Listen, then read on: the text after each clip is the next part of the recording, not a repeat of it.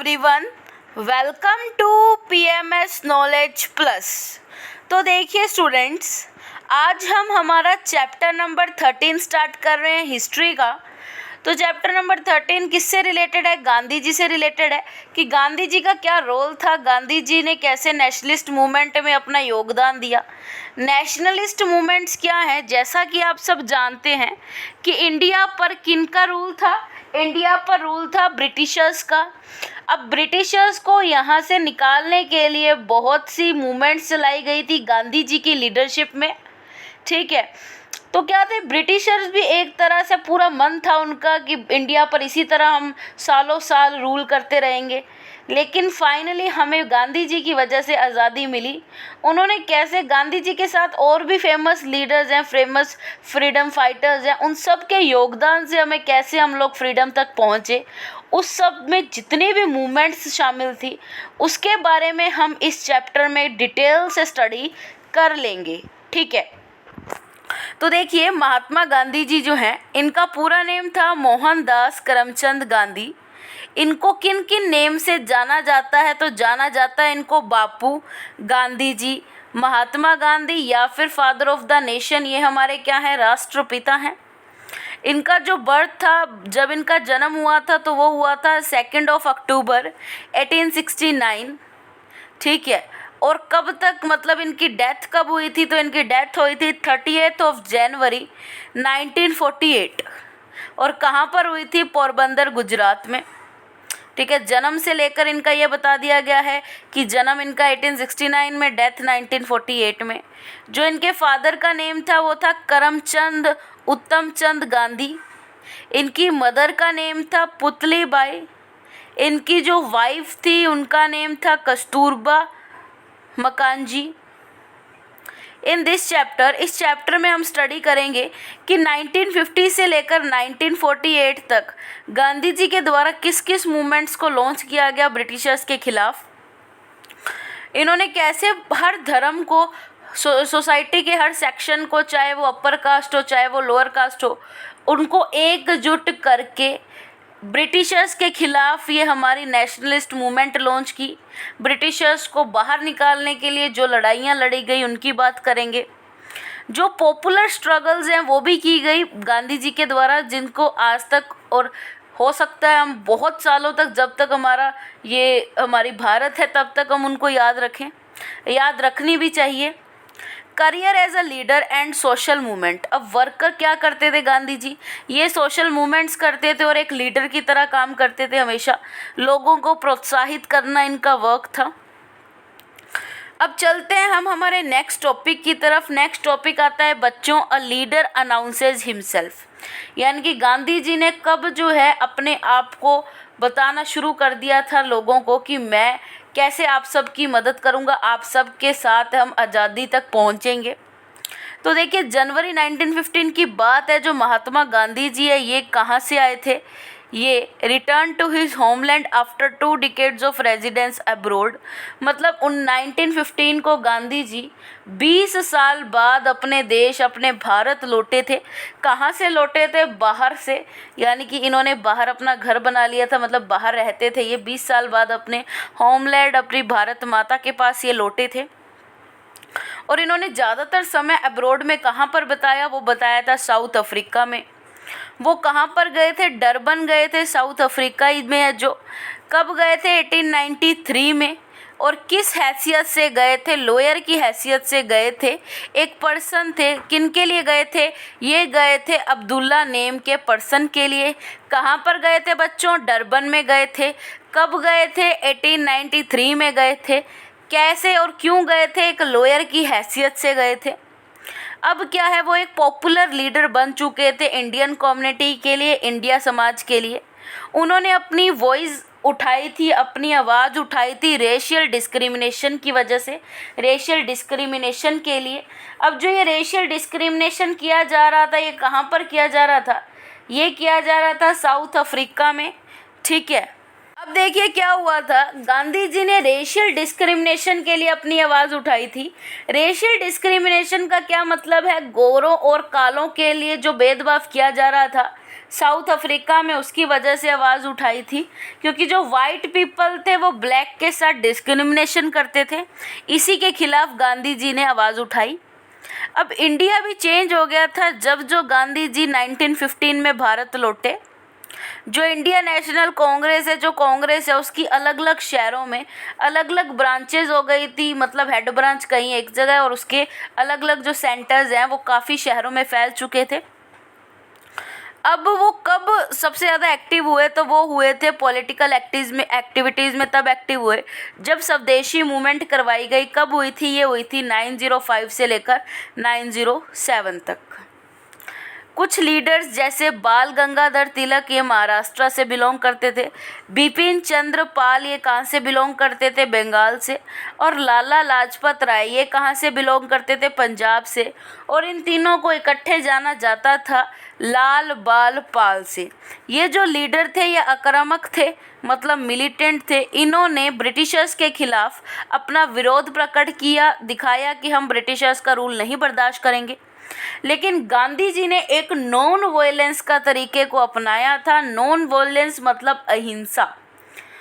Gandhi ji basic 2 principles पे, 2 सिद्धांत पे वर्क करते थे। वो थे, एक तो था ट्रुथ यानी कि सत्य, और एक था नॉन वायलेंस यानी कि अहिंसा। वो ट्रुथ पे क्यों जोर डालते थे, क्योंकि वो ये बोलते थे कि अगर हमारी लड़ाई सच के लिए है, अगर हम जस्टिस पाने के लिए लड़ रहे हैं, सच के लिए लड़ रहे हैं, तो हमें कोई भी हथियार उठाने की ज़रूरत नहीं है। हम बिना हथियार उठाए ही आगे वाले को मजबूर कर सकते हैं हारने के लिए। तो ये प्रिंसिपल थे गांधी जी के। गांधी जी के जो मेंटर थे, गुरु थे, उन्होंने गांधी जी को एडवाइस किया था, बोला था कि गांधी जी क्या करेंगे, spend a year travelling around British India. यानी कि इंडिया में ब्रिटिशर ने रूल कर लिया था, तो उनको 1 साल तक कुछ भी नहीं करना है, किसी तरह की मूवमेंट में पार्टिसिपेट नहीं करना। उन्होंने सिर्फ ब्रिटिशर्स की एक्टिविटी पर वॉच करनी है, ब्रिटिश को पहचानना है। फिर बात आती है हमारे नेक्स्ट टॉपिक की, वो आता है 1916 यानी कि opening of the Banaras Hindu university. 1916 में बहुत अच्छी बात हुई, जो ओपनिंग हुई किसकी, बनारस हिंदू यूनिवर्सिटी की हुई, यानी कि BHU की हुई। प्रिंसेस एंड फिलेंथ्रोपिस्ट होता है बच्चों समाज सेवी, जो समाज का कल्याण करते हैं। इन्हें बुलाया गया, क्यों बुलाया गया, ताकि वो अपना स्पीच दे सकें, कुछ डोनेशन दे सके, ताकि BHU को ढंग से बनाया जा सके, ढंग से चलाया जा सके। कांग्रेस के लीडर भी वहाँ पर इनवाइटेड थे, जैसे एनी बेसेंट हो गए। अब यहाँ पर गांधी जी को भी इनवाइट किया गया। क्यों इनवाइट किया गया, क्योंकि उन्होंने साउथ अफ्रीका में काफ़ी अच्छे वर्क किए थे। गांधी जी ने क्या किया था, spoke that richly decorated noblemen present and millions of the poor Indian were absent। यानी कि जो ये अमीर लोग हैं ये तो मुझे यहाँ पर दिख रहे हैं, लेकिन बहुत से मिलियन ऑफ जो गरीब लोग हैं वो सारे ही एब्सेंट है, जो इंडियंस हैं। जो गांधी जी हैं उन्होंने बताया पुअर के बारे में, गरीबों के बारे में, किसानों के बारे में, और एक मजदूर कैसे होते हैं, उनकी ज़िंदगी क्या होती है वो बताया। गांधी जी ने इनवाइट्स को बोला कि कोई भी फ्रीडम नहीं है इंडिया के लिए unless you get free from this show off. India के लिए कोई भी चीज़ फ्रीडम नहीं ला सकती जब तक वो इन दिखावों से बाहर नहीं आते। हमारी जो फ्रीडम है वो किन के थ्रू आ सकती है, सिर्फ फार्मर यानी कि किसानों के थ्रू। ना ही तो हम वकीलों से आज़ादी की उम्मीद कर सकते हैं कि वकील हमें आज़ादी दिला देंगे, ना ही डॉक्टर से उम्मीद कर सकते हैं, ना ही इन अमीर जमींदारों से हम ये समझ सकते हैं कि हमें आज़ादी दिला देंगे या फिर हमें बचा लेंगे। ये गांधी जी ने एक इमेज बनाई वहाँ पर कि मतलब बताया कि किस टाइप का वो फील कर रहे हैं यहाँ पर आने के बाद। अब दिसंबर 1916 में जो एनुअल कांग्रेस हेल्ड हुआ था, कब हुआ, लखनऊ में। तो एक पीजेंट आए वहाँ पर, कहाँ से, चंपारण से। चंपारण कहाँ है बच्चों, बिहार में है। उन्होंने बताया कि ब्रिटिशर कैसे हम लोगों को, हम चंपारण के किसानों को मजबूर कर रहे हैं नील की खेती करने के लिए, इंडिगो प्लांटेशन करने के लिए। ठीक है, अब यहाँ से स्टार्ट होता है हमारा अगला टॉपिक जिसका नेम है the making and unmaking of non cooperation. Non cooperation भी एक मूवमेंट ही थी जो किन्होंने चलवाई, गांधी जी ने चलवाई। अब उसकी मेकिंग या फिर अनमेकिंग या फिर नॉन मेकिंग हम पढ़ेंगे। जो गांधी जी है वो 3 स्ट्रगल्स में क्या हुए, इवॉल्व हुए, उन्होंने पार्टिसिपेट किया। पहली स्ट्रगल चंपारण कब हुई, 1917 में, फिर अहमदाबाद में 1918 में, देन खेड़ा में 1918। जो चंपारण बिहार वाली थी ये किसके लिए थी, जो बेचारे किसान हैं वो परेशान हो गए थे क्योंकि ब्रिटिशर उनको ज़बरदस्ती इंडिगो प्लांटेशन के लिए बोल रहे थे, ज़बरदस्ती उनको नील की खेती के लिए मजबूर किया जा रहा था। अब जो अहमदाबाद है, अहमदाबाद का क्या मैटर था, कॉटन मिल स्ट्राइक था। मतलब जो मज़दूर है वहाँ पर जो कॉटन फैक्ट्रीज़ में लगे हुए हैं उनको क्या है, टैक्स नहीं देना था। अब वो टैक्स क्यों भरे भाई, अब ये टैक्स क्यों, क्या था, ब्रिटिशर उनसे टैक्स लेते थे। लेकिन उस टाइम पे एक सिचुएशन आई हुई थी कि जो हमारा फर्स्ट वर्ल्ड वॉर हुआ था 1914 से लेकर 1918 के, उसके अफेक्ट जो है भारत पर दिखने लगे थे, जिसकी वजह से लोगों के पास पैसा नहीं था, भूखमरी थी, फेमाइन थी, जिसकी वजह से जो है लोग पैसा नहीं दे सकते थे, टैक्स नहीं भर सकते थे और ब्रिटिशर मजबूर कर रहे थे टैक्स देने के लिए। और खेड़ा सत्याग्रह, खेड़ा सत्याग्रह मतलब क्रॉप्स फेल हो गई थी, क्रॉप प्रोडक्शन भी नहीं हो रही थी, किसकी वजह से, पहली नॉन कोऑपरेशन मूवमेंट की वजह से।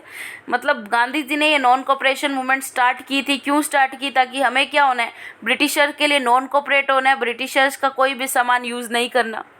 यहाँ पर हमारे पास वर्ड आया बच्चों सत्याग्रह। सत्याग्रह का मतलब अगर हम सत्याग्रह का संधि विच्छेद करें तो ये हो जाएगा सत्य प्लस आग्रह, यानी कि सत्य की लड़ाई लड़ना, सत्य के लिए आग्रह करना, जोर डालना। अब देखिए फर्स्ट वर्ल्ड वॉर के दौरान 1914 और 1918 तक जो ब्रिटिश थे उन्होंने प्रेस को बिल्कुल रेस्ट्रिक्ट रोक दिया था, ठीक है, और परमिटेड डिटेंशन विदाउट ट्रायल। और ऐसे ही अगर ब्रिटिशर को किसी पे शक हो गया, गुस्सा आ गया, वो उठाकर उनको जेल में डाल देंगे, बिना किसी उनके सबूत के, बिना किसी एविडेंस उनको पेश करने का मौका नहीं दिया जाएगा। जो सर सिडनी रोलेट है उन्होंने इस रूल को बनाया, जिसको बाद में फेमस नाम मिल गया रोलेट एक्ट, क्योंकि किसने बनवाया, सर सिडनी रोलेट ने बनाया। अब रोलेट एक्ट के तहत क्या था बच्चों की, कोई भी जो है अगर कोई ऐसा बंदा प्लान करता हुआ मिला ब्रिटिशर्स के खिलाफ तो उसको ब्रिटिशर बिना कोई उसको सफाई पेश किए उसको जेल में डाल देंगे और अपनी सफाई पेश करने का उसको मौका भी नहीं दिया जाएगा। अब जो गांधी जी हैं वो इस रोलेट एक्ट के अगेंस्ट थे। अब इसलिए रोलेट एक्ट के अगेंस्ट थे तो उन्होंने सत्याग्रह स्टार्ट किया, सारी शॉप्स, कॉलेजेस, स्कूल बंद कर दिए गए। जो प्रोटेस्ट है वो मेनली कहाँ पर स्टार्ट हुई, वो हुई पंजाब में। अब देखिए नेक्स्ट पॉइंट क्या है, गांधी जी को अरेस्ट कर लिया गया था। कब अरेस्ट किया गया था, जब वो पंजाब में जो ये सत्याग्रह था रोलेट के अगेंस्ट, रोलेट एक्ट के अगेंस्ट जो रोलेट सत्याग्रह था उसमें अपना योगदान दे रहे थे, तब उनको अरेस्ट किया गया था। अब जो सिचुएशन भी और भी ज़्यादा गंभीर बन चुकी थी, टेंस बन चुकी थी,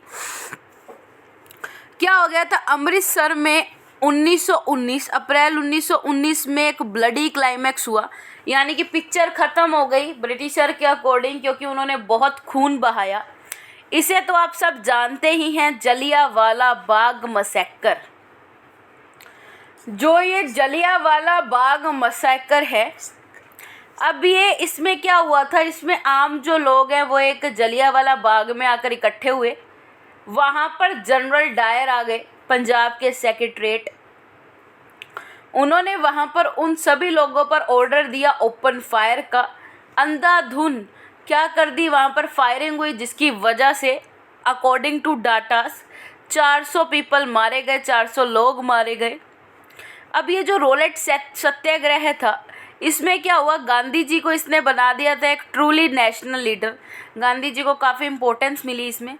गांधी जी ने अब एक कैंपेन चलाई, मांग रखी किस चीज़ की, कि अब हमें क्या करना है, नॉन कोऑपरेशन लाना है ब्रिटिशर्स के अगेंस्ट, ताकि ब्रिटिशर्स हमें छोड़कर चले जाएं हमारे देश से।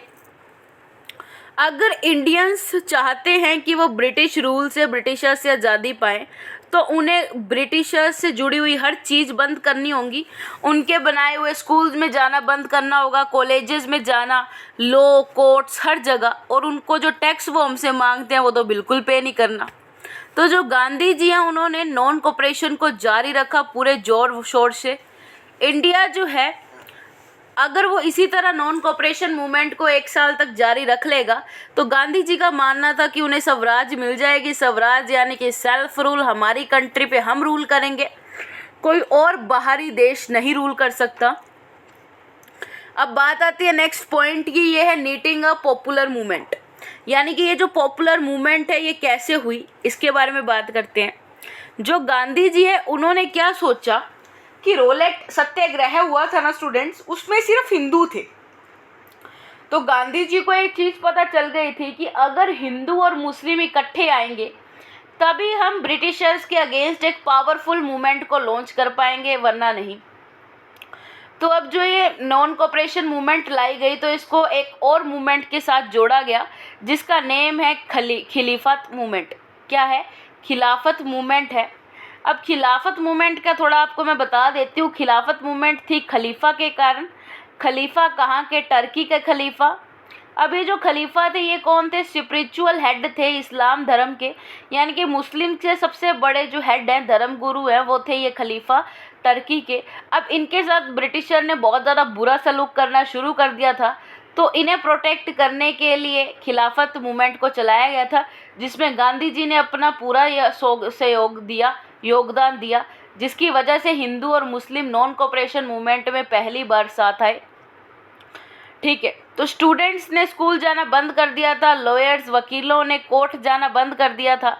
जो वर्किंग क्लास थी, काम करती थी, उन्होंने टाउन्स और सिटी में काम करना बंद कर दिया था। 1921 में 396 स्ट्राइक्स हुई, जिसमें 6 लाख लोग इन्वॉल्व थे, वर्कर्स इन्वॉल्व थे, जिसकी वजह से 70 लाख वर्किंग डेज का क्या हो गया? नुकसान हो गया ब्रिटिशर का।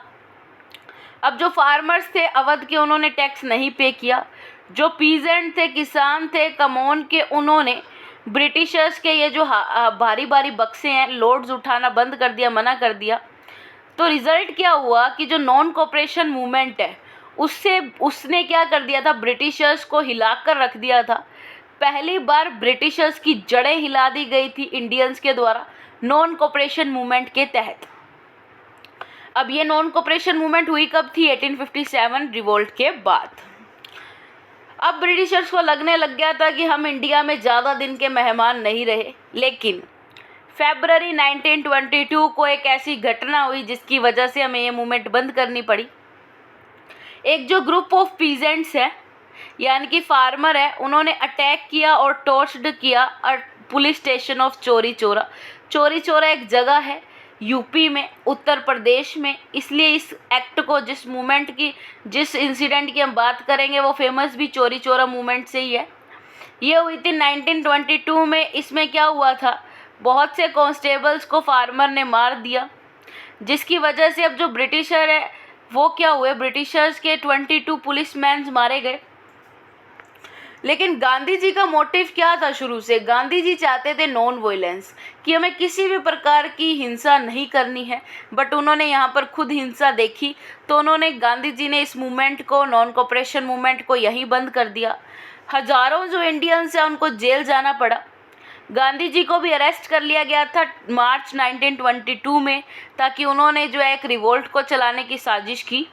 और जो बेंच है sentenced him to 6 year imprisonment, और गांधी जी को 6 साल की सज़ा सुनाई गई कोर्ट के द्वारा।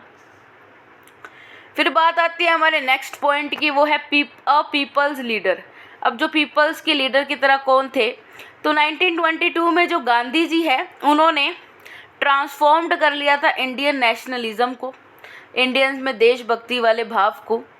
अब जो 100,000 ऑफ पीजेंट्स हैं ना, वर्कर्स हैं और आर्टिजन्स हैं, उन्होंने भी मूवमेंट्स में पार्टिसिपेट करना शुरू कर दिया था।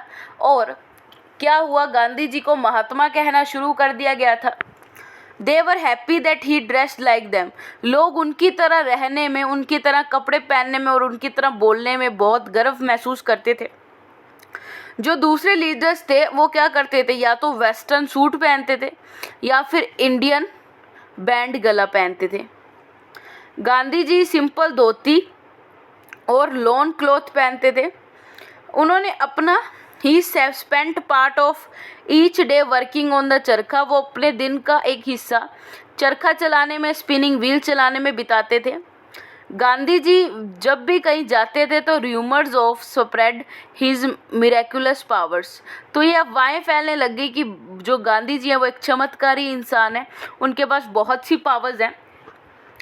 कई जगह पर तो ये भी कहने स्टार्ट कर दिया था कि it was said that he had been sent by the king to reduce the pain of the people.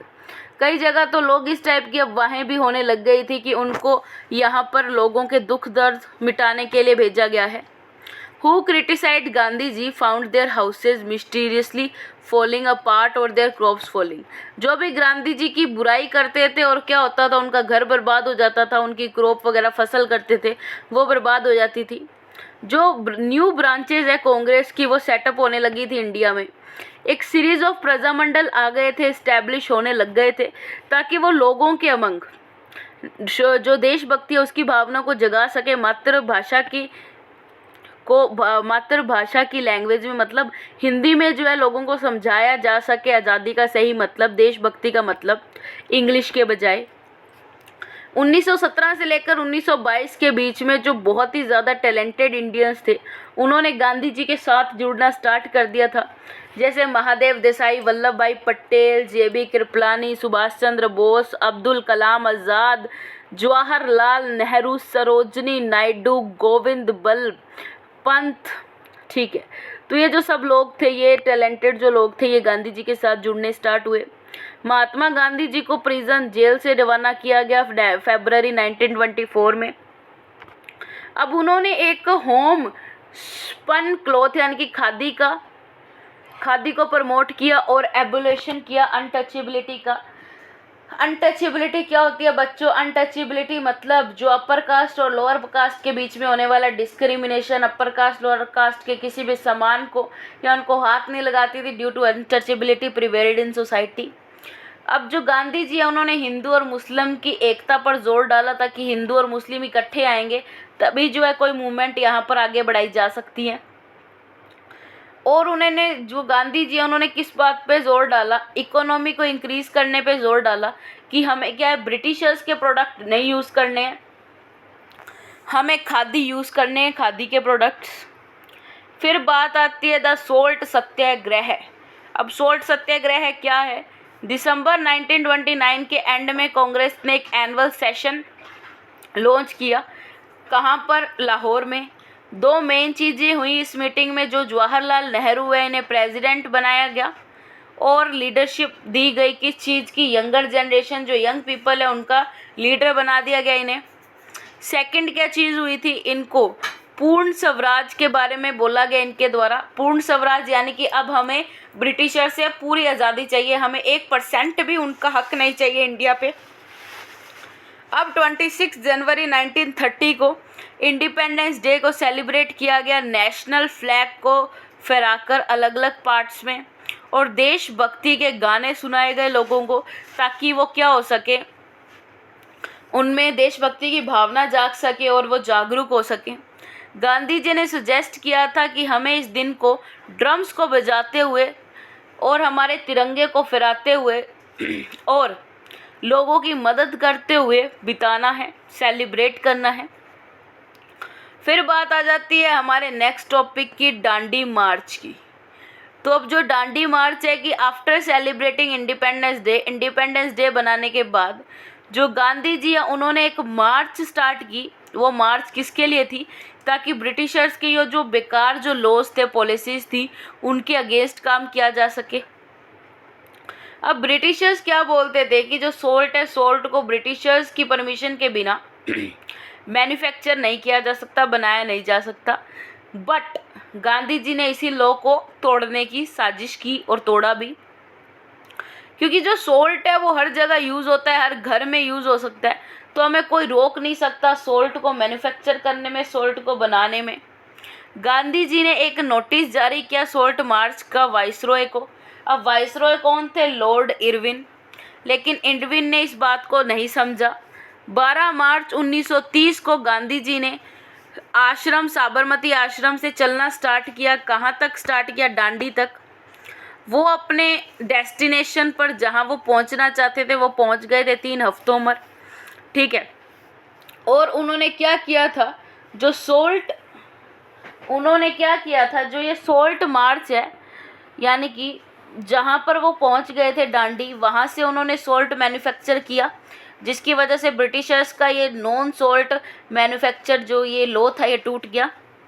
1920 और 1922 में उन्होंने अपनी प्रोटेस्ट को स्टार्ट रखा। फैक्ट्री वर्कर स्ट्राइक पर चले गए, लॉयर्स ने ब्रिटिश कोर्ट्स का बहिष्कार किया, और जो स्टूडेंट्स हैं उन्होंने गवर्नमेंट के जितने भी एजुकेशनल इंस्टीट्यूशन है उसमें जाने से मना कर दिया। अब जो सोल्ट मार्च है इसमें 60,000 इंडियंस अरेस्ट हो गए थे, जिसमें गांधी जी भी थे। जो पुलिस थी उन्होंने spies that reported that Gandhi ji meeting were very well attended by villages of the old caste and by women and man. Police के जो सिपाही थे उन्होंने क्या बताया, उन्होंने ये बताया कि गांधी जी की मीटिंग्स हर लोगों के द्वारा अटेंड की जाती थी, चाहे वो औरत हो, चाहे वो एक क्या हो, एक मैन हो। बहुत से जो ऑफिशियल है उन्होंने रिज़ाइन दे दिया था अपनी पोस्ट से, जो ब्रिटिश इंडिया में हाई पोस्टेड पर लगे हुए थे। अब उन्होंने क्या करे थे, धीरे धीरे अपनी हिम्मत जुटाई और आगे बढ़ने स्टार्ट किया। जो प्रोग्रेस है सोल्ट मार्च की वो देखी जा रही थी अलग अलग स्रोतों से, सोर्सेज से, जैसे अमेरिकन न्यूज़ मैगजीन में भी सोल्ट मार्च का जिक्र था उस टाइम।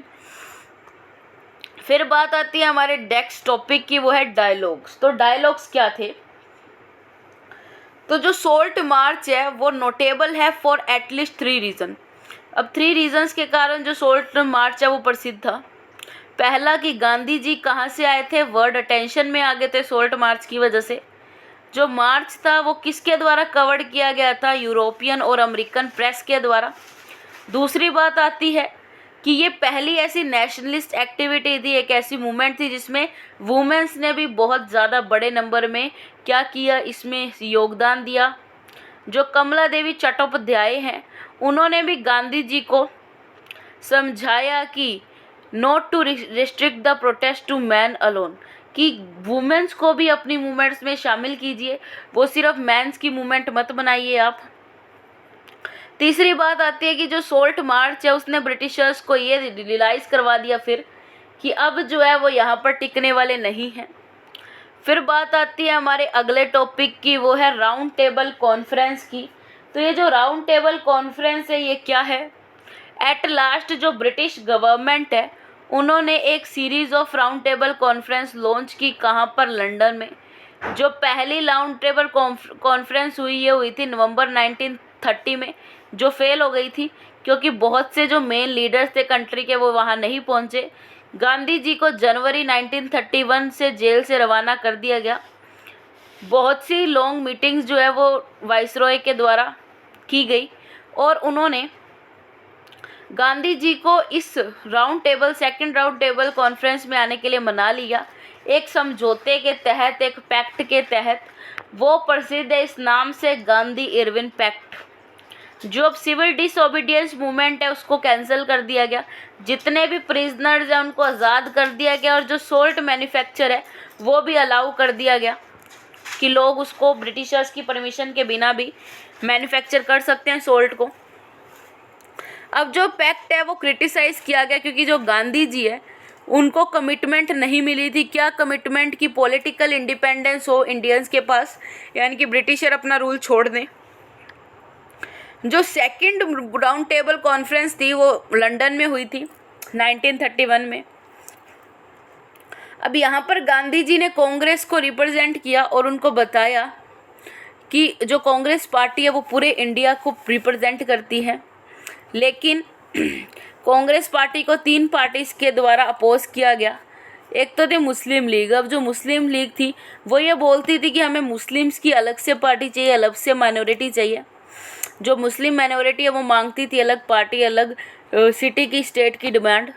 जो प्रिंस थे वो क्या चाहते थे कि जो कांग्रेस है, जो राजा महाराजा, वो ये चाहते थे कि कांग्रेस का कोई अधिकार नहीं है उनके राज्यों पर। अब जो BR अम्बेडकर हैं उन्होंने भी गांधी जी के साथ और कांग्रेस के साथ क्या किया, आर्ग्यू किया कि उन्होंने लोअर कास्ट को किसी भी टाइप का इसमें रिप्रेजेंटेशन नहीं दिया, तो लोअर कास्ट को भी स्पेशल रिप्रेजेंटेशन मिलना चाहिए। ये जो कॉन्फ्रेंस थी ये फेल हो गई और गांधी जी भारत लौट आए। 1935 में एक नई सरकार गवर्नमेंट ऑफ इंडिया एक्ट के तहत रिप्रेजेंटेटिव गवर्नमेंट आई। 2 ईयर्स के बाद इलेक्शन हुए और कांग्रेस जीत गई। अब 8 out of 11 provinces had a Congress prime minister working under the British government. अब 11 में से जो 8 प्रोविंसेस थी उस पे जो है राज करता था ब्रिटिश जो प्राइम मिनिस्टर है जो प्राइम मिनिस्टर बने वो राज करते थे, लेकिन वो प्राइम मिनिस्टर किसके अंडर थे? ब्रिटिश गवर्नमेंट के अंदर ही थे। अब सितंबर 1939 में सेकेंड वर्ल्ड वॉर हो गई। जो कांग्रेस है उन्होंने डिसाइड किया कि Britishers in the war if they would promise to grant India independence. मतलब क्या है, कांग्रेस ने ये कहा कि हम ब्रिटिशर्स का इस युद्ध में साथ देंगे अगर ब्रिटिशर हमसे वादा कर लेते हैं कि इंडिया को वो छोड़कर चले जाएंगे। तो ऑफिसर ने मना कर दिया और कांग्रेस मिनिस्टर ने रिज़ाइन कर दिया। कब? अक्टूबर 1939 में। अब जो मार्च 1940 में क्या हुआ, जो मुस्लिम लीग है उन्होंने एक रिजोल्यूशन पास कर दिया जिसमें उन्होंने कहा कि हमें तो एक सेपरेट नेशन चाहिए जिसको बोला गया है पाकिस्तान। अब क्या हुआ, यहाँ पर 3 तरीके से स्ट्रगल हो गया। एक तो हो गया कांग्रेस के बीच में, कांग्रेस के साथ, एक हो गया मुस्लिम लीग और एक ब्रिटिश।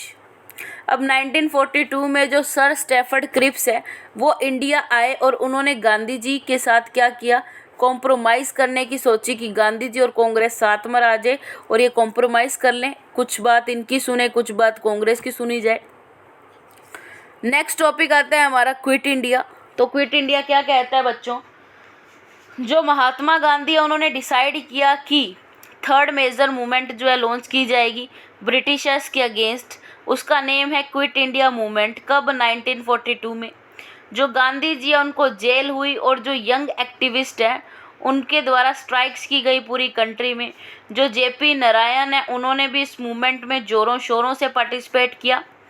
क्विट इंडिया मूवमेंट एक मास मूवमेंट थी जिसमें ऑर्डिनरी इंडियंस ने भी, आम लोगों ने भी पार्टिसिपेट किया था।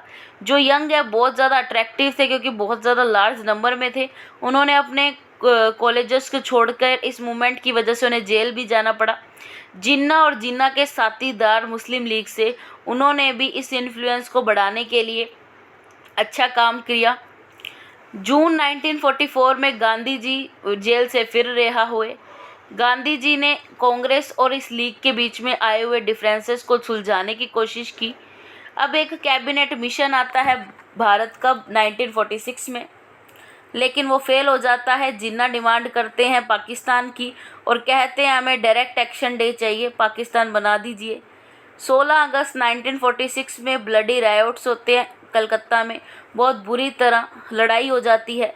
जो वॉयलेंस है वो बंगाल के गांव तक, बिहार और जो यूनाइटेड प्रोविंसेस है पंजाब वहां तक पहुंच जाता है।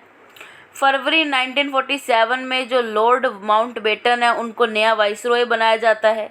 जो ये माउंटबेटन है इन्होंने ट्राई किया गया ताकि जिन्ना जो है कि जिन्ना को भी समझाया जाए, बट जिन्ना की तो एक ही डिमांड थी कि भी पाकिस्तान बना दो।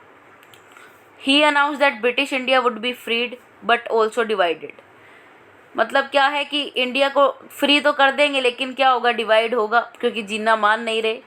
15 अगस्त को हम जो है आज़ाद हुए ब्रिटिशर्स के चुंगल से, और इसको सेलिब्रेट किया गया क्योंकि हमें जो है अंग्रेज़ों से इतने सालों बाद आज़ादी मिल रही थी, लगभग 190 साल बाद। जो गांधी जी को एक उपाधि दी गई फादर ऑफ द नेशन की, भारत के राष्ट्रपिता की। नेक्स्ट हमारा पॉइंट आता है बच्चों, द लास्ट हीरोइक डेज। मतलब जो ये लास्ट के डेज है उनकी बात कर ली जाए। जो महात्मा गांधी हैं वो not present at the festivities in the capital.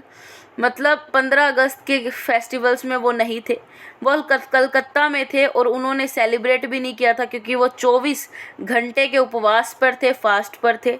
उन्होंने फ्रीडम के लिए स्ट्रगल किया और उन्होंने किसी भी फल की इच्छा नहीं की थी, अनएक्सेप्टेबल प्राइस पे किया था उन्होंने। जो नेशन है वो डिवाइड हो गया हिंदू और मुस्लिम्स में, क्योंकि दोनों के बीच में एक खूनी दरार चालू हो गई थी। हिंदू जो थे मुस्लिम्स को मारना चाहते थे, मुस्लिम जो थे हिंदूज़ के पीछे पड़े थे। गांधी जी भी हॉस्पिटल्स में गए, रेफ्यूजीज कैंप्स गिवे और क्या दिया, जो बहुत ज़्यादा घबराए हुए लोग थे उनको आश्वासन दिया गांधी जी ने। उन्होंने अपील की to everyone the forget the past, कि अपना पास्ट, अपना अतीत भूल जाओ, and not to dwell on their sufferings, और अपनी जो सफरिंग्स, जो भी उनको यातनाएं हुई उसके ऊपर मत रो, but to extend the right hand of fellowship, और भाईचारे की एक भावना दोनों के बीच में लाओ, यानी कि हिंदू और मुस्लिम एक हो जाओ। उनका ये मानना था। जो पार्टी थी उसने कभी भी इस चीज़ को एक्सेप्ट नहीं किया, टू नेशन थ्योरी को। लेकिन ये अनाउंस किया गया जो इंडिया है वो एक डेमोक्रेटिक सेकुलर स्टेट है। सेकुलर मतलब जो हमारी कंट्री है, जो हमारी सरकार है, वो किसी भी पर्सन को किसी एक पर्टिकुलर रिलीजन फॉलो करने के लिए नहीं कहेगी। कुछ जो पीपल हैं, कुछ लोगों ने गांधी जी को क्रिटिसाइज़ किया और उन्होंने क्या कहा कि that he did not speak of the suffering of Dooj Hindus and six still living in Pakistan, कि गांधी जी उन लोगों के बारे में नहीं जानते, उन लोगों की पीड़ा के बारे में नहीं जानते, वो हिंदू और सिख जो कहाँ पर रह रहे हैं, पाकिस्तान में रह रहे हैं। 20 जनवरी 1948 को गांधी जी पर अटैक हुआ, लेकिन फिर भी वो अपने ये अच्छे काम करते रहे। 26 जनवरी को उन्होंने एक प्रेयर मीटिंग बुलाई और उसमें क्या बोला, that tho geographically and politically India is divided into two, भले ही जो जियोग्राफिकली और पॉलिटिकल इंडिया 2 पार्ट्स में डिवाइड हो चुका है, लेकिन at heart we shall ever be friends and brothers, helping and respecting one another and be one for the outside world, कि फिर भी हमें क्या है, एक ही रहना है दिल से। हमें एक दूसरे को रिस्पेक्ट करनी चाहिए, एक दूसरे की मदद करनी चाहिए और एकजुटी होना है हमारे विश्व के आगे। जो दूसरे इंडियंस हैं वो गांधी जी को should speak like that, were not want, कि वो नहीं चाहते थे कि गांधी जी ऐसा कुछ बोलें। तो गांधी जी है 30 जनवरी को उनको मार दिया गया एक यंग मैन के द्वारा, एक लड़के, एक बॉय के द्वारा। और उन्होंने क्या किया, उस लड़के ने सरेंडर आफ्टरवर्ड्स वॉज अ ब्राह्मण फ्रॉम पुणे नेम्ड नाथूराम गोडसे, जिन्होंने गांधी जी को मारा उन्होंने बाद में सरेंडर किया खुद को, और उनका नेम था नाथूराम गोडसे। वो कहाँ से थे, पुणे से थे। Tributes were given by the whole world, श्रद्धांजलियाँ आई गांधी जी को देने के लिए, श्रद्धांजलि पेश की गई लोगों के द्वारा, क्योंकि जो हमारे फादर ऑफ नेशन है अब हमारे बीच नहीं रहे। ये गांधी जी की एक इमेज है, बहुत कुछ बोलती है ये इमेज, बहुत कुछ बताती है। तो कैसा लगा स्टूडेंट्स आपको हमारा ये चैप्टर नंबर 13? बहुत ही इंटरेस्टिंग चैप्टर था, बहुत सी नई चीज़ों के बारे में हमें इसमें पता भी चला। तो हमारा चैप्टर नंबर 13 भी कंप्लीट होता है बच्चों। ग्रुप्स में आपकी पीडीएफ भी इसके साथ अपलोड हो चुकी है और अच्छे से आप इस चैप्टर को सुन लीजिए, पढ़ लीजिए। अब मिलते हैं नेक्स्ट वीडियो में नेक्स्ट चैप्टर के साथ। Thank you very much.